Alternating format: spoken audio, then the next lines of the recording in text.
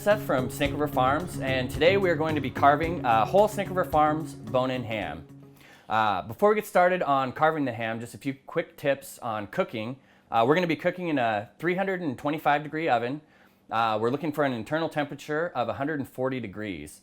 This should take about 3.5 to 4 hours, but I would highly recommend starting to check the temperature after 3 hours. The important thing to remember here is that we're warming the ham, we're not cooking the ham.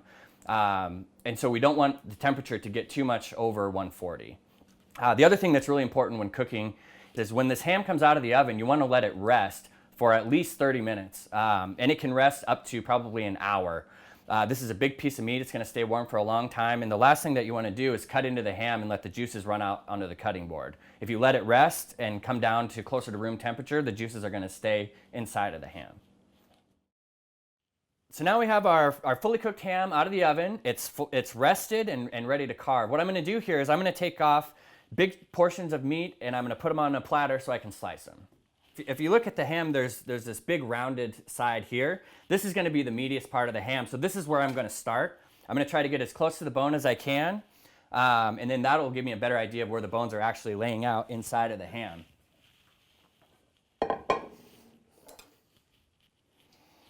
And so I'm just going to start right along the shank on this side, and I'm just going to try and stay as close to the bone as I can throughout this whole thing.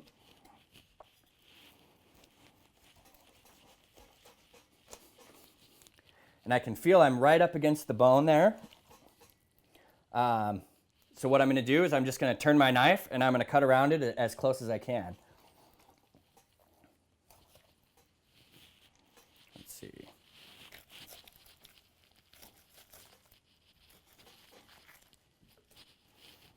And then as I remove these portions, I'm just going to put them on the platter and continue cutting as much ham as I think I'm going to need for the dinner.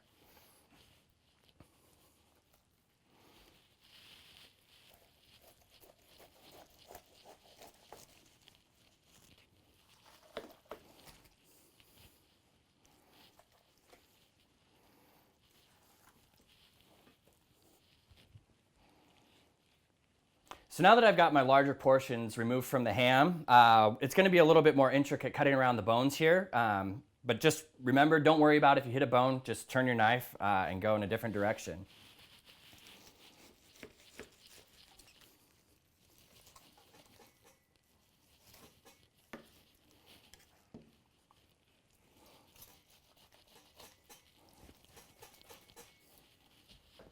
And here I hit the pelvic bone. So I'm just going to turn my knife, go in a different direction. So once I have the ham down to this point, I'm actually going to save this for later. This is going to make a great ham stock, and I'm going to continue slicing the rest of the pieces that I removed from the bone.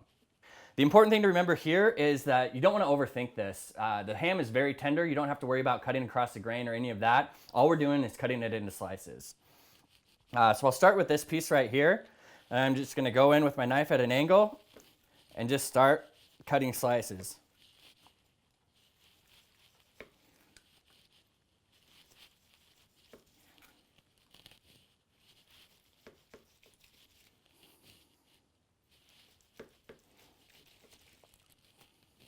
And as I'm slicing, I'm just going to keep grabbing these thin slices that I've got portioned, and I'm going to go ahead and start plating them up here.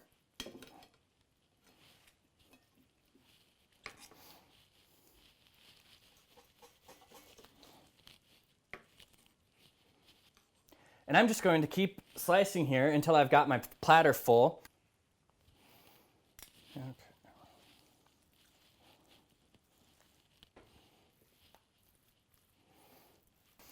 These pieces over here I'm going to use later, so I'm going to leave these in big portions because they'll hold better in the refrigerator like this. So that's it. This should be one of the easiest and most delicious things that you do today. That's good. Thanks for watching. I know you're going to do a great job.